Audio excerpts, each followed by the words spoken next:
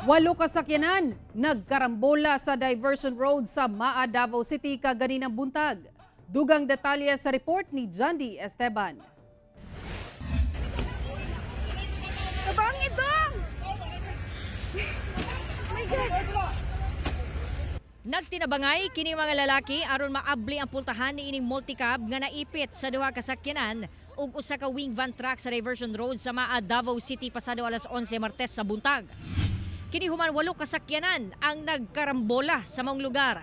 Human nawad-an og preno ang wing van pag-abot sa maong area samtang paingon sa norteng bahin sa syudad gikan Turil.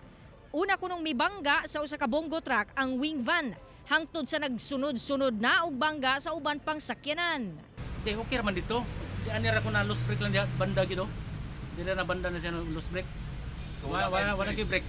Wala gi choice nga kuan gyud na ni kalit ng siya.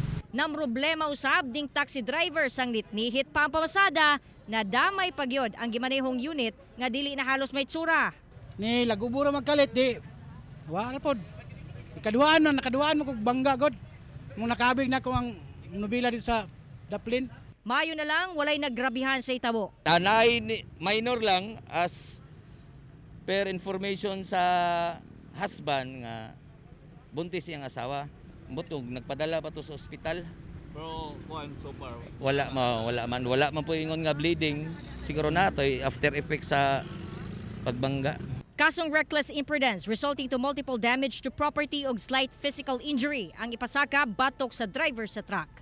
Kauban si Mel Colmenares sa kamera. Ako si Jandy Esteban para sa One Mindanao.